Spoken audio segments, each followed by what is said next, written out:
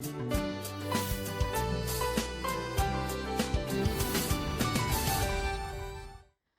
के बाद एक बार फिर से गुड मॉर्निंग लाहौर में आप सबको खुशामदीद कहेंगे और मुल्क की सियासी सूरत हाल पर गुफ्तगू करेंगे। और अगर हम इस वक्त मुल्क की सियासी सूरत हाल देखें तो इस वक्त नवाज़ शरीफ साहब की वतन वापसी और मुस्लिम लीग नून काफ़ी ज़्यादा मुतहर्रिक नज़र आ रही है। क्या तैयारियाँ की जा रही हैं वापसी के लिए, क्या प्लान तरतीब दिया जा चुका है? क्योंकि हमने देखा कि काफ़ी दिन से जो प्लान दिया जाता है फिर उसके बाद एक नया प्लान दिया जाता है। प्लान के ऊपर प्लान और फिर कोई अभी तक चीज़ जो है वो ये नहीं कहा जा सकता कि ये हतमी है। लेकिन अगर हम देखें गुज़श्ता रोज़ जो थी वो हिफाजती ज़मानत के लिए दरख्वास्तें जो थी वो इस्लामाबाद हाई कोर्ट में दायर की जा चुकी हैं। इस वक्त मुस्लिम लीग नून कितनी मुतहर्रिक है, क्या तैयारियाँ की जा रही हैं? साथ ही साथ एक और चीज़ कि फ़ारूक हबीब साहब ने पाकिस्तान तहरीक-ए-इंसाफ छोड़ी, इस्तेहकाम पाकिस्तान पार्टी ज्वाइन की, लेकिन इसके साथ ये कहा जा रहा है कि और बहुत से ऐसे नाम हैं जिनके इंटरव्यूज़ रिकॉर्ड हो चुके हैं और वो भी बहुत जल्द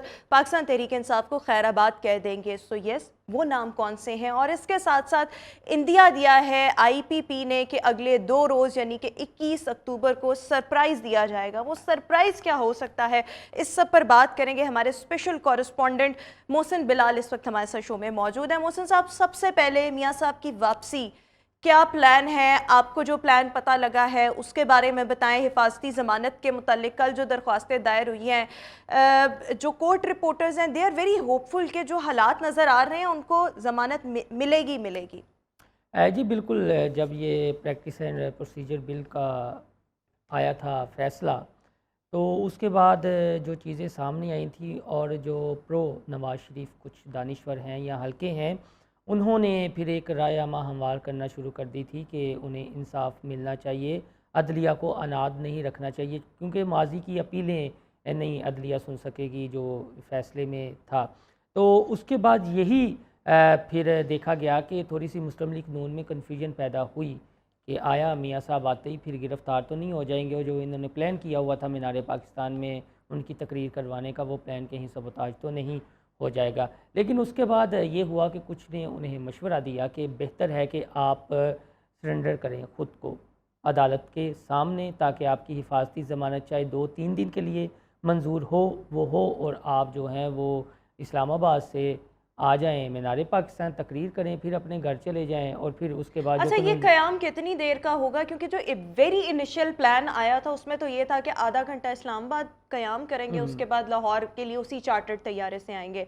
उससे पहले एक ये भी था कि रैली की सूरत में आया जाएगा, दाता दरबार हाज़िरी। उसके बाद हमने देखा कि ये प्लान्स तब्दील हो रहे हैं। अब ये कहा जा रहा है कि तकरीबन 4 घंटे वो इस्लामाबाद में रहेंगे और वहाँ अदालत जाएंगे और इस तरह। तो ये आपकी नज़र में अभी तक जो प्लान है, तैयारी है, वो क्या है? अभी तक जो आपने बात की है तैयारी तो बज़ाहिर इसी तरह की नज़र आ रही है, लेकिन हो सकता है प्लान फिर थोड़ा सा तब्दील क्योंकि हो जाए। मुसलसल प्लान में हम तब्दीली देख रहे हैं। हाँ। और पाकिस्तान की सियासत अनप्रिडिक्टेबल है, पाकिस्तान की क्रिकेट टीम की तरह। तो यहाँ कुछ भी हो सकता है। यानी पहले इस्तेहकाम पाकिस्तान पार्टी आज से 3-4 रोज़ पहले कहीं डिस्कशन में नहीं थी, लेकिन अचानक फ़ारूक हबीब साहब की एंट्री होती है। और फ़ारूक हबीब साहब वो पौधा है जिसको चेयरमैन तहरीक-ए-इंसाफ ने लगाया।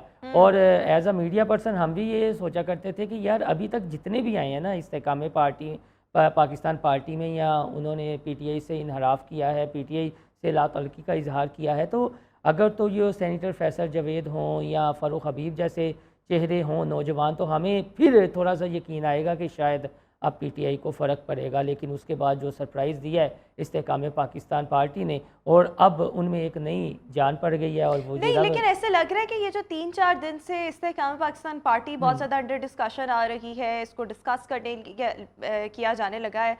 पहले भी तो बहुत से पाकिस्तान तहरीक-ए-इंसाफ के रहनुमा छोड़कर उन्होंने IPP को ज्वाइन किया, लेकिन ये एकदम क्या हुआ कि फ़ारूक हबीब साहब के जाने के बाद से हम तब्दीलियाँ, और फिर अभी अगर हम देखें तो आइंदा 2 रोज़ में IPP ने कहा है कि हम बड़ा सरप्राइज़ देंगे। वो सरप्राइज़ क्या है? वो सरप्राइज़ कुछ रहनुमाओं के नाम आ रहे हैं जो चेयरमैन तहरीक-ए-इंसाफ के काफ़ी क्लोज समझे जाते थे, जिसमें आप मुल्तान से कह लें डोगर साहब हैं वो, इसके अलावा रावलपिंडी से चौधरी गुलाम सरवर हैं, उनका नाम आ रहा है। फिर एक सोशल मीडिया पर बड़ी बहस जारी है कि आया मुराद सईद गिरफ्तार हो चुके हैं या नहीं। क्योंकि ये कहा जा रहा है KPK से एक पाकिस्तान तहरीक-ए-इंसाफ के रहनुमा का इंटरव्यू रिकॉर्ड हो चुका है। हमाद अजहर का नाम भी आ रहा है जी, अली अमीन गंडापुर का नाम भी आ रहा है, ये इस तरह के नाम अब गर्दिश में है।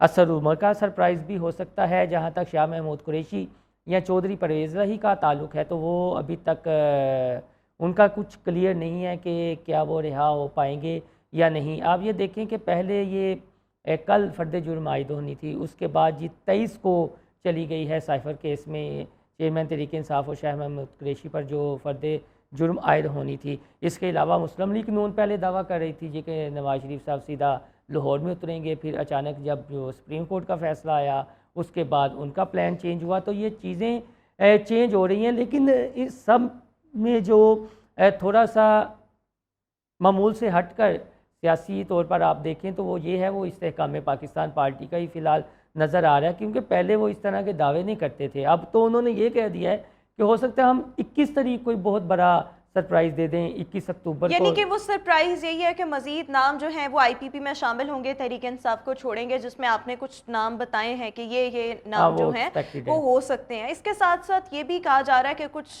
लोग हैं उनके मजीद इंटरव्यूज़ रिकॉर्ड किए गए हैं, रूपोश हैं जिसमें हमाद अजहर है, मियां असलम इकबाल साहब भी अभी तक उनका कोई पता नहीं है कि वो किधर है। बिल्कुल। सो आपको क्या लगता है कि वो क्या नाम हो सकते हैं, और जो केपीके से जिनका नाम लिया जा रहा है कि एक इंटरव्यू रिकॉर्ड हो चुका है, बहुत जल्द ऐलान भी सामने आ जाएगा, क्या वो मुराद सईद ही हैं? मुराद सईद भी हैं, अली अमीन गंडापुर भी हो सकते हैं, क्योंकि उन्होंने अपनी एक वीडियो तो जारी की थी हल्फिया कि मैं हल्फन कहता हूँ कि चेयरमैन तहरीक इंसाफ ने कभी हमारे सामने पुरतशद्दुद कार्रवाइयों की बात नहीं की या हमें उबारा नहीं है या कारकुनान को हदायत नहीं दी। इसके अलावा एक बहुत बड़ा अहम करैक्टर हैं, वो हैं हाफिज़ फ़रहत अब्बास। ठीक है। उन्होंने भी अपना कल सोशल मीडिया पर एक वीडियो पैगाम जारी किया है, तो वो भी हो सकते हैं। अच्छा, चले, एक तो ये चीज़ हाँ हो जी। गई, और सरप्राइज़ में यही है कि मज़ीद जो लोग हैं वो आईपीपी में शामिल हो सकते हैं। इसके साथ साथ अगर मैं एक और चीज़ आपसे ये डिस्कस करना चाहूँ कि अगले अगर हम हफ्ते को देखें, सो आपको अगले हफ्ते तक पाकिस्तान की सियासत में क्या बड़ी तब्दीलियाँ जो हैं वो नज़र आ रही हैं? अगर हम देखें सो आईपीपी भी अपने सरप्राइज़ का ऐलान कर देगी, मियाँ साहब भी आ चुके होंगे। So what do you think, क्या बड़ी तब्दीलियाँ एक्सपेक्टेड हैं इन द अपकमिंग वीक? देखिए, जो हमारा सियासी पंडित जिसे हम कहते हैं या हमारा अपना इसमें एनालिसिस है, वो तो यही है फ़िलहाल कि सारी मामला जो हैं वो 21 अक्टूबर के बाद खुलना शुरू होंगे और जो पिक्चर है वो काफ़ी ज़्यादा वाज़ेह हो जाएगी, और नवाज़ शरीफ साहब क्या एजेंडा लेकर आते हैं, वो क्या अपनी तकरीर करते हैं। क्योंकि बिलावल की बात मैं नहीं करूँगा, मैं तो आसिफ अली जरदारी साहब की बात करूँगा कि अभी तक वो खामोश हैं इस सारे मामले में। लेकिन इसमें जो बहुत बड़ी डेवलपमेंट हुई थी, वो हुई थी मौलाना फजल रहमान की, जो शहबाज शरीफ से पिछले दिनों में और यहाँ उन्होंने कहा है कि मुलाकात वो हुई। उनका ये ख्याल है कि इंतखाबात जो है वो नहीं होने चाहिए। जो उन्होंने अपने खदशात का इजहार किया है कि नॉर्दर्न एरियाज़ और उन साइड पे पहाड़ी इलाकों में बिल्कुल, और बर्फबारी बहुत शहबाज ज़्यादा शरीफ साहब होती ने है। ये कहा कि मुझे मौसम के बारे में तो इल्म था कि जनवरी में ठंड होती है, बर्फ़बारी होती है और लोग पहाड़ों से नीचे आ जाते हैं, लेकिन ये मालूम नहीं था कि इतनी अमन व अमान की सूरत हाल ख़राब है। तो फिर ये डिसाइड हुआ था कि हम चलें, अगर नवाज शरीफ साहब आ जाते हैं तो फिर एक मीटिंग इस सिलसिले में कर लेंगे और जो आपके तहफ़्फ़ुज़ात हैं वो दूर करने की कोशिश भी करेंगे।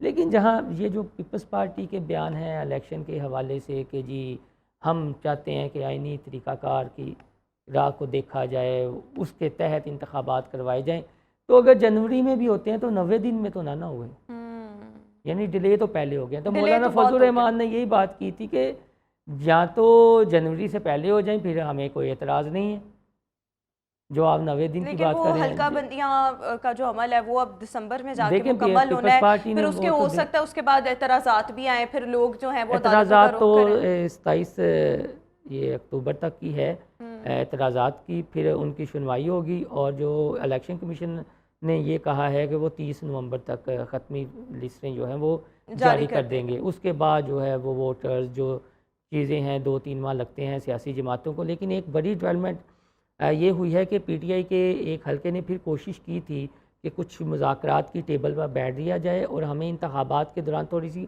ऑक्सीजन मिल जाए, कि हमें सांस लेकिन लेने का आपको थोड़ा। लगता है कि ऐसा होगा? आज तक की सूरत हाल तो ये है कि कोई कोई उन्हें ऐसा चिट नहीं इम्कान दी नहीं गई है। है, और फ़िलहाल जो पब्लिक का मूड है अ, वो इतना ज़्यादा अब हमें यानी एज अ जर्नलिस्ट ये बात तो नहीं करनी चाहिए, लेकिन रियलिटी ये है कि पब्लिक जो है ना वो ये चाह रही है कि जिस तरह ये अब कीमतें स्टेबल हुई हैं, पेट्रोल की कीमतें नीचे आई हैं, डॉलर का रेट कम हुआ है। तो अगर ये मौजूदा निगरान सेटअप में ही हो रहा है या चीज़ें हैं, तो फिर इतनी जल्दी इंतखाबात करवाने की क्या ज़रूरत है? फिर आप पहले कि जिस मीशत तरह को चल रहा है फिर चलने फिर दिया आप जाए। मीशत को जो है वो देख लें। लेकिन कुछ तबके ऐसे हैं कि जो ये चाह रहे हैं और नवाज़ शरीफ साहब को ये पैगामात भी दे रहे हैं अच्छा, कि एक आप और चीज़, आखिरी सवाल, मेरे पास वक्त कम रह गया है। ये भी कहा जा रहा है कि नवाज शरीफ साहब जो हैं वो दुबई में बड़ी अहम मुलाकात भी उनकी एक तय है। बता सकते हैं कि इस नौयत की मुलाकात कोई इस हवाले से आपके ज़राए ने कुछ रिवील किया हो, कोई ख़बर आप तक हो? मेरे ख्याल में मुलाकात सहाफ़ी वगैरह तो वहाँ चले गए हैं, कुछ सीनियर सहाफ़ी। मुलाकात ज़्यादा हो भी सकती है, आसिफ़ अली ज़रदारी साहब से भी हो सकती है।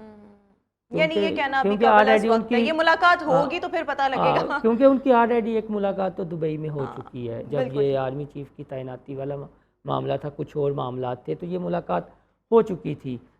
और निगरान सेटअप के हवाले से भी मुलाकात हो चुकी थी नवाज़ शरीफ अब की अगर बार क्या मुलाकात है, इसका मुलाकात हो शायद अब वक्त गुजरने के बाद ही कुछ पता वो जो लगे। मैंने आपको बताया ना कि नवाज़ शरीफ साहब को ये कहा जा रहा है कि आप वाकई नेल्सन मंडेला बन जाए। इमरान खान तो नहीं बने, लेकिन आपके पास ये सुनहरी मौका है, बन जाए और माफ़ करने की अपने अंदर एक वो खूबी ले आएँ और उतरें, और ये कि जी कि हम तमाम सियासी क़ुव्वतों से बात करने के लिए तैयार हैं। बिल्कुल ठीक। सो अब क्या होगा ये आने वाला वक्त ही बताएगा। आने वाले वक्त में ऊंट किस करवट बैठता है। बहुत शुक्रिया मोहसिन बिलाल हमारे साथ मौजूद थे। व्यूअर्स, अभी एक ब्रेक, आपसे मुलाकात करेंगे इस ब्रेक के बाद। Welcome back after the break. और व्यूअर्स, अभी हम बात करना चाहेंगे एंजाइटी डिसऑर्डर पर। अगर हम आजकल का वक्त देखें और जिस तरह से हर तरफ आपको इन्फ्लेशन या फ्रस्ट्रेशन लोगों में नज़र आ रही है, ऑब्वियसली इन्फ्लेशन जो है या लैक ऑफ जॉब अपॉर्चुनिटीज़, ये तमाम चीज़ें जो हैं ये किसी भी इंसान की जहनी सेहत को बहुत ज़्यादा मुतासर करती हैं। और जब हम एंजाइटी डिसऑर्डर की बात करते हैं, so most of the time कोई ना कोई ऐसी सिचुएशन जिसकी वजह से आप परेशानी का शिकार हों, आप किसी ना किसी खौफ में मुब्तला हों, आपको पैनिक अटैक्स का सामना हो और आपको होपलेसनेस की सिचुएशन नज़र आ रही हो। So basically this is all anxiety. और एंजाइटी में होता क्या है कि आप जो हैं, जो चीज़ें अभी एग्जिस्ट भी नहीं कर रही होती या जो शायद होनी भी ना हो, लेकिन आप उनके फियर में मुब्तला हो जाते हैं कि अगर ऐसा हो गया तो क्या होगा, अगर मुझे जॉब ना मिली तो क्या होगा, या मेरी नौकरी चली गई तो क्या होगा, या अगर मेरा रिलेशनशिप ख़त्म हो गया तो क्या होगा। ये वो चीज़ें हैं जो प्रैक्टिकली एग्जिस्ट नहीं कर रही होती, लेकिन आप अपने दिमाग में खुद ब खुद सोच रहे होते हैं कि ऐसा हो गया तो क्या होगा। सो बेसिकली ये सब फियर होता है, ये सब परेशानी होती है, और वो चीज़ें जो रियल टाइम में एग्जिस्ट ना कर रही हों वो आपको परेशान कर रही होती हैं मोस्ट ऑफ द टाइम। सो इसी पर हम बात करेंगे। और प्लस अगर किसी को एंजाइटी है, सो इसके साइंस एंड सिम्टम्स क्या हो सकते हैं और इससे डील किस तरह से किया जाए। हमारे साथ साइकोलॉजिस्ट अहमद बिलाल शो में मौजूद है। Ahmad, thank you so much for joining us in our show. So सबसे पहले, how would you define the anxiety disorder, और जब भी कोई इंसान एंजाइटी से गुजर रहा हो, सो वो क्या फील कर रहा होता है? Thank you so very much. अब एनजाइटी की अब डेफिनेशन अगर क्लिनिकल देखी जाए वो थोड़ी सी अलग है। हर तरह की परेशानी भी एनजाइटी नहीं होती। We can feel anxious all the day, stress है, डेली हैसल्स है, टाइम पे पहुंचना है, नहीं पहुंच पा रहे, बिल्स हैं, स्टफ लाइक दैट, एनजाइटी देते हैं। पर वो डिसऑर्डर कब बनता है उसमें फ़र्क है और वक्त भी लगता है। आमतौर पर अगर 6 महीने तक आपको बहुत ज़्यादा परेशानी रहे किसी बात के ऊपर, तो 6 महीने के बेंचमार्क के बाद हम कहते हैं अब इसको एनजाइटी डिसऑर्डर है। ख़ास तौर पर अगर सिम्टम्स बढ़ते जा रहे हों, अगर हर वक्त परेशानी हो, किसी चीज़ पे फोकस ना कर पा रहे हो, नींद ना ले पा रहे हो सही से, भूख ना लग रही हो और दिमाग फोकस नहीं कर पा रहा किसी ऊपर, किसी एक चीज़ के भी ऊपर, तो हम कह सकते हैं अब आपको एनजाइटी डिसऑर्डर है। अब इसकी भी इकसाम भी होती हैं और कभी कभार ऐसा भी होता है, जिस तरह आपने बिल्कुल बजा फरमाया, कि कभी कभार हम उन चीज़ों के बारे में सोच के परेशान हो रहे होते हैं और खौफज़दा हो रहे होते हैं जो एग्जिस्ट नहीं करती, पर कभी कभार उन चीज़ों के बारे में भी परेशान हो रहे होते हैं जो एग्जिस्ट करती हैं। अब एक बचपन में हमने किताब पढ़ी थी, उसमें एक कैरेक्टर होता है परेशान चिड़ा, सही। चिड़ा चिड़े की किताब थी। उसमें जो चिड़िया थी वो बड़ी रिलैक्स होती थी, उसको टेंशन नहीं होती थी, उसको पता होता था, तवक्कल होता था कि शाम को दाना मिल जाएगा। लेकिन जो चिड़ा होता था वो उठते साथ ही परेशान होना शुरू हो जाता था, चावल कहाँ से आएगा, दाना कहाँ से आएगा, पानी कहाँ से आएगा, और उस परेशानी में उसका बहुत सारा वक्त गुजर जाता था। अब एक लर्नड बिहेवियर होता है, ये भी जहन में रखना ज़रूरी है कि हम एनजाइटी में इसलिए भी कभी कभार पड़ जाते हैं कि हमें असल काम करना मुश्किल लग रहा होता है। सही। हमें लगता है कि यार इसके बारे में सोच लेना ज़्यादा आसान है। उसके इकसाम भी बहुत ज़्यादा हैं और जो बंदा इसे अच्छा, जब हम एंजाइटी की बात करते हैं तो इसकी मुख्तलिफ टाइप्स हैं, कौन कौन से डिसऑर्डर्स एंजाइटी के ऐसे हैं या आगे सब टाइप्स ऐसी हैं जो किसी भी इंसान को मुतासर करती हैं, और क्या ये जो जब मुतासर कर रही होती हैं या कोई भी इंसान इन चीज़ों से परेशान होता है, स्पेस से गुजर रहा होता है, तो फिज़िकली उस पर क्या रिजल्ट्स रूनुमा हो रहे होते हैं? क्या लेथार्जी फील हो रही होती है, टायर्डनेस, फटीग, क्या हो रहा होता है? ये भी सारे होते हैं। अच्छा, अगर हम ने देखना है कि एंजाइटी कितनी इकसाम की होती है, तो एक तो होता है जिसे हम कहते हैं जनरलाइज एंजाइटी। कुछ हुआ भी नहीं है, कोई ट्रिगर भी नहीं है, लेकिन बस परेशानी है और हर वक्त ही परेशानी है। सुबह उठते साथ किया मैं बड़ा परेशान है, शाम हुई बड़ा परेशान है, की होया nothing, nothing has actually happened, और उनको पता भी नहीं है कि मैं क्यों परेशान हूँ। लेकिन ऐसा क्यों होता है? ये उनका एक स्ट्रेस मैकेनिज्म है जो आउट ऑफ सिंक हो जाता है। अब जिन लोगों को ये वही वाला जो परेशान चिड़ा, तो हर वक्त उसको हर चीज को आउट ऑफ, लेकिन मुझे तो लगता है जो भी इंसान परेशान होता है, आपके बैक ऑफ द माइंड कुछ ना कुछ चल रहा होता है, आप उसको एक्सेप्ट नहीं कर रहे होते, लेकिन आपको पता होता है कि ये चीज है जो मुझे परेशान कर रही है। वो और इकसाम है। जनरलाइज में जिसमें जिस तरह नाम से vague, general, nothing in specific, even the person does not know कि व्हाट हैज हैपेंड। बस एक ही ब्रेन का मैकेनिज्म है कि हर वक्त परेशान रहते हैं, जिस तरह कुछ लोग हर वक्त रिलैक्स रहते हैं। तो ये एक जनरलाइज एंजाइटी डिसऑर्डर है। फिर एक होता है सोशल एंजाइटी। ठीक है। लोगों के सामने नहीं जा सकते, लोगों के सामने डर खौफ बहुत ज़्यादा है कि लोग मुझे जज कर रहे होंगे, लोग मेरे बारे में बात कर रहे होंगे, लोग मेरा मजाक उड़ाएंगे, I will make embarrassment out of my own self. तो इसलिए मैंने लोगों से मिलना ही नहीं है, लोगों के पास जाने नहीं है। शाइनेस है, बहुत सेल्फ इस्टीम लो है, तो ये सोशल एंजाइटी एक अलग कैटेगरी है।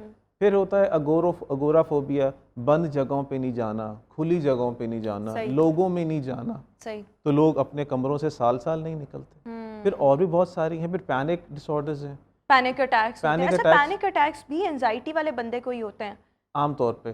बस फर्क ये होता है कि एंजाइटी आहिस्ता से बिल्ड होती रहती है और पैनिक अटैक एक्यूट होता है, अचानक आता है। सही। और अक्सर बंदे को 1-2 सेकंड पहले पता चलता है कि मुझे कुछ होने लगा है, और इसके सिम्टम्स बड़े शदीद होते हैं। लोग बेहोश हो जाते हैं, उनको लगता है हमें हार्ट अटैक हो रहा है, सांस नहीं आ, उनको लगता है कि सांस नहीं आ रहा होता, उनको लगता है सांस नहीं आ रहा, गिर जाते हैं, चक्कर आने शुरू हो जाते हैं, उनको उल्टियाँ आनी शुरू हो जाती हैं, उनको लगता है कि अब मैंने मर जाना है। जो मौत का खौफ है ना, वो मौत टाइप खौफ आना शुरू होता है। इसी तरह के मजीद साइंस एंड सिम्टम्स हम कैसे आइडेंटिफाई कर सकते हैं that we are suffering from anxiety और someone else is suffering from this disorder?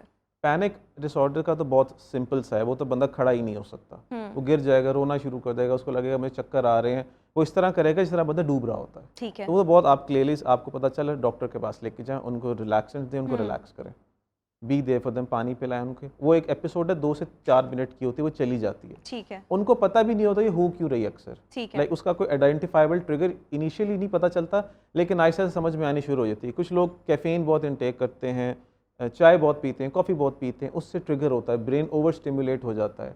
कुछ लोगों को कुछ खास रंगों से, जैसे स्ट्रोब लाइट्स होती हैं, ठीक है, उससे हो जाता है।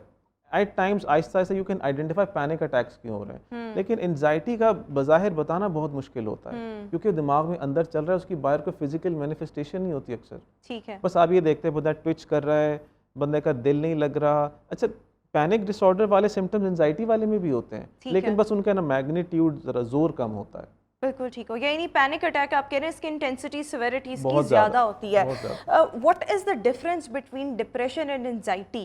क्योंकि बहुत से लोग इन दोनों को मिक्स कर देते हैं, वो स्ट्रेस को भी डिप्रेशन, मतलब उनको लगता है डिप्रेशन एंजाइटी स्ट्रेस ये एक ही चीज़ के मुख्तलिफ नाम है। अच्छा, ऐसा है कि डिप्रेशन है कि आप कुछ ज़िंदगी में से रंग उड़ गए हैं, रंग बिल्कुल गायब हो गए हैं, हर चीज़ बेलज्जत है, बेरौनक है। मैं क्यों उठूँ, वो गाना नहीं था, नए कपड़े बदल कर जाऊँ, का बाल बनाऊँ किसके लिए, दैट इज़ डिप्रेशन। ठीक है। Why do I put in an effort? उठने को दिल नहीं करता, खाने को दिल नहीं करता, बस पड़े रहो। कमरे की शीशे बिल्कुल काले कर देते हैं, बाहर नहीं निकलना, लोगों से सामना नहीं करना, ज़िंदगी जीने की उम्मीद ही ख़त्म हो जाती है। ठीक है। That is clinical depression. ठीक है। एंजाइटी क्या है कि आप बाकी सारे काम कर आ रहे हैं, बस ये कि मुश्किल हो रही है, आप सोच बहुत ज़्यादा रहे, ओवर थिंकिंग बहुत ज़्यादा है, और ऐसा तो नहीं होता कि जो लोग बहुत ज़्यादा सेंसिटिव होते हैं या लोग जो बहुत ज़्यादा ओवर थिंक करते हैं, चीज़ों को अपने नर्व्स पे सवार कर लेते हैं, वो ज़्यादा एंजाइटी का शिकार होते हैं? एग्जैक्टली ऐसा ही होता है कि आपने एक चीज़ के बारे में, उसके बेसिकली एंजाइटी तब होती है जब we try to control stuff, कि यार ये ऐसा ही that is not in our control. Yes, अच्छा, when things aren't in your control तो ऑब्वियसली वन फील्स एंग्शियस। ठीक है। तो डिप्रेशन है कि ज़िंदगी के रंग उड़ गए हैं, कुछ करने को, खाने को, लज्जत को, घूमने फिरने को दिल नहीं करता। ठीक है। एंजाइटीज़ के आप बाकी सारे काम कर रहे हैं लेकिन सुकून नहीं आ रहा, बेचैनी, इस्तराब की कैफियत है। ये इन दोनों में फ़र्क है। अच्छा देखिए, जैसे डिप्रेशन के बारे में ये कहा जाता है अक्सर कि दिल हल्का होता है जब खातून जो है वो एक चाइल्ड जो है उसको बर्थ देती है और उसके बाद वाला जो टाइम होता है वो 1-1.5 महीना वो बहुत ज़्यादा डाउन रहती है। या अगर आपके साथ कोई ट्रॉमा हुआ है तो उसके बाद आपको टाइम लगता है 3 से 6 महीने निकलने में। एंजाइटी किन किन वक्तों पर ज़्यादा हो सकती है? यानी कि मैंने आपको एग्जांपल देके इसलिए कहा कि मैं जानना चाहती हूँ कि क्या क्या फेज़ इंसान की ज़िंदगी में ऐसे आते हैं जब हम एंजाइटी का शिकार हो सकते हैं। जब भी अगर ये ज़िंदगी एक लाइन चल रही है, अगर इस लाइन के करीब करीब ज़िंदगी गुजरेगी तो एंजाइटी इतनी नहीं होती। जब भूचाल आते हैं, हलचल बहुत मचती है, अनएक्सपेक्टेड चीज़ें होती हैं, जिस तरह आपने बिल्कुल सही फरमाया कि जी इन्फ्लेशन अचानक बहुत ज़्यादा हो गई है। अब इतनी इन्फ्लेशन में लोगों के लिए कोप करना मसला है, बिल्स अदा करने मसले, तो दिमाग पे बोझ है, ठीक है। परेशानियाँ, जी रहे हैं, काम कर रहे हैं, पेट्रोल डलवा रहे हैं, सब करें, लेकिन स्ट्रेस है, परेशानी है इस चीज़ की, कह रही है कैसे मैनेज करना है। हालांकि हम उस चीज़ को कंट्रोल नहीं कर सकते, कंट्रोल ये नहीं कर हमारे सकते। इख्तियार में है ही नहीं। और फिर हम उसके बारे में बात भी बहुत ज़्यादा करते हैं। अब मैं जिससे मिलता हूँ, जिस बंदे से मिलता हूँ, यार पेट्रोल बड़ा महंगा हो गई, डॉलर को फलाना हो गया, हालांकि उसको ना परवाह है ना आपके इस तरह डिस्कस करने से और कुछ हो जाता है। कम भी नहीं होगा, तो why not talk about something better. और जो आप जिक्र कर रही थी कि जो पोस्टपार्टम डिप्रेशन होती है 1 से 3 माह रहती है, इस तरह अगर कोई फौत हो जाता है तो उसका दुख 6 महीने से 1 साल तक रहता है। उसका दुख ज़िंदगी में जब भी कोई चीज़ भूचाल आते हैं तो एंजाइटी के चांसेस बढ़ जाते हैं। जैसे एग्ज़ाम्स आ गए, शादी आ गई, ठीक है, बच्चा होना है या बच्चा नहीं हो रहा, कोई भी चीज़ जो आपकी नॉर्मलसी को तंग करे तो एंजाइटी के चांसेस बढ़ जाते हैं। अच्छा, अक्सर ये भी कहा जाता है कि स्ट्रेस जो है ना वो लेना अच्छी बात भी होती है, हेल्दी किस्म का स्ट्रेस वो अच्छा होता है ताकि आप फिर उसके लिए एफर्ट्स कर रहे होते हो। तो क्या एंजाइटी में भी ऐसा ही होता है कि कुछ अच्छी तरह की एंजाइटी होती है, अच्छा है, आपकी प्रोडक्टिविटी बढ़ेगी, आप एंजाइटी का शिकार हो रहे हैं, या नहीं it's a very negative term और ये बड़ी एक नेगेटिव कंडीशन है जिससे कोई भी इंसान गुजर सकता है? इसकी मैं मिसाल देता हूँ, जैसे छोटी गाड़ियाँ होती हैं, 650 सीसी गाड़ियाँ हैं, आप उसको चला रहे, अचानक आप एसी ऑन करेंगे, गाड़ी पे बोझ पड़ेगा, आपको फील होगा स्पीड कम हो गई है। एंजाइटी यही करती है, वो आपकी गाड़ी की पावर एक और तरफ ले जाती है और आपकी गाड़ी की परफॉर्मेंस लो हो जाती है। ठीक है। बस ये फ़र्क है कि एसी चलता है तो गाड़ी ठंडी होती है, एंजाइटी होती है तो दिमाग ठंडा नहीं होता और गर्म होता जाता है, परेशान होता जाता है। ठीक है। अच्छा, अभी एक और चीज़ मैं आपसे जानना चाहूँगी कि हमने एंजाइटी को तो बहुत ज़्यादा डिस्कस कर लिया, लेकिन अगर कोई भी इंसान एंजाइटी का शिकार है, इसको डील कैसे किया जा सकता है? क्या मॉडिफिकेशंस अपनी ज़िंदगी के अंदर लाई जा सकती हैं, इम्प्रूव किया जा सकता है लाइफस्टाइल, या क्या करना है? देखिए, सबसे पहले तो मैं गुजारिश करता हूँ कि आप वर्जिश कर लें। अब जितना जो नया डाटा है, नई रिसर्च कहती है कि गोलियों की तरफ फ़ौरन ना जाएं, एंटी एंजाइटी हो भले एंटी डिप्रेसेंट्स हो, there should be a last line of defence. ठीक है। पहले दिन ही अगर एंजाइटी से समझ नहीं आ रही, नींद नहीं आ रही, पूरी रात बेचैनी में गुजर गई, सुबह गए गोली सिटी, that is not a healthy way to do stuff. बिल्कुल ठीक। First of get your sleep in order, सोएं टाइम से सोएं, रूटीन में आएँ। हम रात 1-1:30 बजे 2 बजे तक यूं स्क्रॉल करते रहते हैं, फिर सुबह 6 बजे उठते, तो ऑल्दो हमारे पास करने को मतलब फोन पे हमारा कोई डायरेक्ट काम नहीं होता, लेकिन we are just killing our time. Yes, तो basically we killing our life, we killing our hopes and aspirations as well.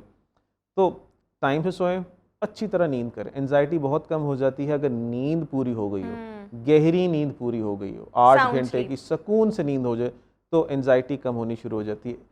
सुबह उठें, योगा करें, एक्सरसाइज करें, कोई जिम जाने की खास ज़रूरत नहीं है, आपका योगा मैट है वो भी नहीं, जाए नमाज ले लें और कोई यूट्यूब वीडियो इतनी सारी आप लगाएं और योगा करें, रिलैक्स करें, मेडिटेट करें, लंबे सांस लें, और एक बड़ा मज़े का लफ्ज़ तवक्कुल, ठीक है, आमतौर पर बिलीव इन द डिवाइन।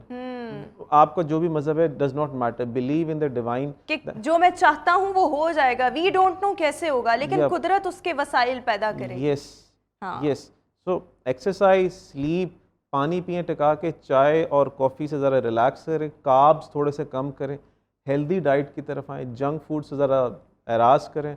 तो ये सारी So lifestyle with the right choices of food या with lifestyle modification you can actually reduce or minimize your anxiety. Sound sleep बहुत ज़रूरी है, अच्छा खाना बहुत ज़रूरी है, physical activity बहुत ज़रूरी है, meditation मुराक़बा करना, this is also very important. लेकिन अगर एक आखिरी सवाल कि चीज़ें आपके हाथ से निकल रही हैं, नहीं फ़र्क पड़ रहा, तो फिर क्या एक साइकाइट्रिस्ट के पास जाया जा जी। सकता है या एक साइकोलॉजिस्ट के पास? देखिए, दोनों के साथ इकट्ठा काम करना चाहिए। Basically the first line of defence is the psychologist, क्योंकि एंजाइटी होती दिमाग की आमतौर पे सोच की वजह से। ठीक है। तो सोच के पैटर्न्स को ठीक करने के लिए साइकोलॉजिस्ट के पास जाएं। अगर उनको लगे कि यार आपको मजीद केयर की ज़रूरत है तो आपको साइकाइट्रिस्ट से लिएजॉन में रख लें और एक आध को गोली साथ में ले लें, लेकिन बहुत थोड़ी देर के लिए। बिल्कुल। गोलियां आपका इलाज नहीं है, इलाज आपके अपने पास है। अपने थेरेपिस्ट के साथ काम करें और ज़िंदगी बहुत खूबसूरत है, उसको सुकून से जिएं। बिल्कुल ठीक हो गया। Thank you so much. Ahmed Bilal हमारे साथ शो में मौजूद है। किस तरह से हम सब एंजाइटी से डील कर सकते हैं, इसके लिए कुछ टिप्स जो थे हमारे साथ शेयर कर रहे थे। और जब भी हम ऐसी कोई चीज़ डिस्कस कर रहे होते हैं, कोई ना कोई एलमेंट, कोई ना कोई डिजीज़, कंक्लूजन यही निकलता है कि अगर आप अपना लाइफस्टाइल ठीक कर लेंगे तो आप ओवरऑल वेल बीइंग जो है वो आपकी मेंटेन रहेगी। एनी हाउ व्यूअर्स, अभी हम शो में एक ब्रेक शामिल करेंगे। Will see you after this short break. Welcome back after the break. और व्यूअर्स, आपकी सुबह और आज के दिन को खुशगवार बनाने के लिए हमारे साथ आज शो में सिंगर मौजूद हैं, Asif Ali Hashmi. Asif, I welcome you in good morning Lahore. कैसे हैं आप? जी अल्हम्दुलिल्लाह, आप सुनाएं, आप कैसी हैं? अल्हम्दुलिल्लाह, आई एम परफेक्टली फाइन। अच्छा, ये बताइएगा कि कब से आप गाने शाने गा रहे हैं, क्यों आए आप सिंगिंग में? जी जी बिल्कुल, मैं बेसिकली पटियाला घराने से मेरा नन्याल है। वो उस्ताद अमानत अली खान साहब जो हैं उनके घराने से हूँ, वो मेरा नन्याल है। वालदा मेरी नात पढ़ती थी, बचपन में मैं उनको फॉलो किया करता था, बड़ी अच्छी नात पढ़ती थी वो। तो मुझे एक फ़ील आया कि वालदा नात पढ़ती हैं तो मैं भी कोशिश कर सकता हूँ। तो मैंने गुनगुनाना शुरू कर दिया, यानी कि अभी वालदा को नहीं बताया, खुद ही मैं अपने में गुनगुना रहा हूँ और कोशिश कर रहा हूँ। फिर एक दिन मेरा दिल किया, मैंने कहा मैं अपनी वालदा को सुनाता हूँ। तो माशाल्लाह she is very good singer and नौत खान। तो मैंने उनको सुनाया, उन्होंने बड़ा मुझे अप्रिशिएट किया। उन्होंने कहा कि आपने बड़ा अच्छा पढ़ा है बेटा, आप पढ़ा करो नात। फिर ऐसे नात शुरू की। नाते पढ़ते पढ़ते दिल में एक तजस्सुस आया कि मैं गाना भी गा सकता हूँ, क्योंकि पटियाला घराने से मेरा नन्याल था तो वो सोबत वो मिली हुई थी। तो फिर शुरू किया, गाना गाना शुरू किया, प्रैक्टिस की रिदम के साथ, क्योंकि आपको पता है हमारे घराने में गॉड गिफ्ट भी होता है साथ। तो रिदम के साथ करते करते मैंने इजाज़त ली, वालदा से परमिशन ली, तो प्रोफेशनलिज्म में शुरू कर दिया। फिर मैंने गाने रिकॉर्ड किए हैं। अभी वंजली रैकेट से मेरा गाना एक रिलीज़ हुआ है, दिल चो मैं तेनू कड्डा सोची भी ना यारा तू। सही सही सही। और उसके अलावा मैं काम कर रहा हूँ मुख्तलिफ चैनल्स पे, और काफ़ी प्रोजेक्ट्स जो हैं वो ऑन दी वे हैं अभी। सही इंशाल्लाह। तो अब आपके पेरेंट्स या मदर आपको देख के खुश होती हैं? बहुत ज़्यादा, अभी भी वो मेरे ख्याल से देख रही होंगी और खुश हो रही होंगी। अल्टीमेट गोल क्या है, कहाँ तक पहुँचना चाहते हैं, किस लेवल को अचीव करना चाहते हैं सिंगिंग में? मेरा जो हमारे, क्योंकि आपको पता है पाकिस्तान में जो हमारे प्लेटफॉर्म है वो नहीं है इस फील्ड में, तो मैं तो दुआ दूंगा सोशल मीडिया वालों को, ये यूट्यूब वालों को, जिन्होंने हमें एक प्लेटफॉर्म दिया है। उस प्लेटफॉर्म से आप जितना चाहें खुद को अचीव कर सकते हैं, बाकी लक पे डिपेंड करता है। बिल्कुल ठीक हो गया। सो आज के शो में आप हमें कौन सा गाना सुना? मैं आपको मेरा पिया घर आया, नुसरत फ़तेह अली खान साहब मेरे बहुत फेवरेट हैं, उनका एक सॉन्ग है मेरा पिया घर आया, मैं आपको वो सुनाऊंगा। ज़बरदस्त, कमाल कर दिया आसिफ आपने। इंस्पिरेशन आपकी कौन है? मेरी वालदा मेरी इंस्पिरेशन है। और किसके जैसा आप बनना चाहेंगे? आपको खुद कौन से सिंगर्स पसंद हैं? मुझे पाकिस्तान में से तो वैसे कंपोजिशन में पसंद है ज़्यादा, नवीद नौशाद भाई हैं, माशाल्लाह बड़ी अच्छी कंपोजिशंस करते हैं, यूएसटीज़ वगैरह जितने भी हिट हैं उनके हैं। वैसे जो पर्सनली मैं लाइक करता हूँ, जिनका मैं फ़ैन हूँ, वो नुसरत फ़तेह अली खान साहब हैं। ज़बरदस्त ज़बरदस्त। तो उनके जैसा बन तो नहीं सकते, लेकिन कोशिश कर सकते हैं। हाँ, आप उनके फुटस्टेप्स को एक्चुअली में फॉलो कर सकते हैं। घर वालों ने कितना सपोर्ट किया? घर वालों की फुल सपोर्ट है। पापा जो हैं वो टीचर हैं, उन्होंने मुझे बोला था यार ये किन कामों में पड़ गए हो, हमारा ये काम ही नहीं है, आप कोई पढ़ाई करो, कुछ और करना है आपने। मैंने कहा नहीं, मेरे में वाइब्स ही हैं, मैंने यही करना है। लेकिन देखिए, पढ़ाई भी बहुत ज़रूरी है। आप विद पढ़ाई अपने इस पैशन को लेकर साथ साथ चल सकते हैं, क्योंकि पढ़ाई की अपनी अहमियत है। जी जी बिल्कुल, मैंने इसके साथ साथ मैंने ग्रेजुएशन भी किया है और ये तो कंटिन्यू है। हालांकि मेरा पढ़ाई में थोड़ा सा वीक था, मेरा ध्यान नहीं था, तो फिर भी वालिद साहब ने वो धक्का कहते हैं ना लगा के मुझे बीए करवा दिया उन्होंने। बिल्कुल ठीक हो गया। अच्छा, एक और ये चीज़ कि आप मतलब बेहतर से बेहतर गाने के लिए कितनी प्रैक्टिस कर लेते हैं और फिर इसके लिए कहीं से आपने फॉर्मल एजुकेशन, कोई फॉर्मल ट्रेनिंग वगैरह भी ले रहे हैं? मेरे नज़दीक मेरा एक्सपीरियंस नाकिस साहब बोलता है कि जो तो सुर में है ना सुरीला है उसे प्रैक्टिस की ज़रूरत नहीं है। सजाद अली साहब हैं हमारे पाकिस्तान के बड़े अच्छे सिंगर हैं, वो भी यही फरमाते हैं, कहते हैं कि जो तो सुरीला है उसे प्रैक्टिस की ज़रूरत ही नहीं है। सही। प्रैक्टिस तो आपको लगता है हमेशा आप सुरीले हैं, आपको प्रैक्टिस की ज़रूरत नहीं अल्लाह करे मैं हो जाऊं, लेकिन कोशिश में हूँ अभी। ज़बरदस्त ज़बरदस्त। Thank you so much. Asif Ali Hashmi हमारे साथ मौजूद है। जाते जाते आसिफ से एक मज़ीद गाना भी सुनेंगे, लेकिन व्यूअर्स मैं आपसे इजाज़त चाहूँगी, आपसे मुलाकात करूँगी अपने नेक्स्ट प्रोग्राम में। अपना बहुत सा ख्याल रखिएगा। मुझे दीजिए इजाज़त। अल्लाह हाफ़िज़ and Asif, over to you.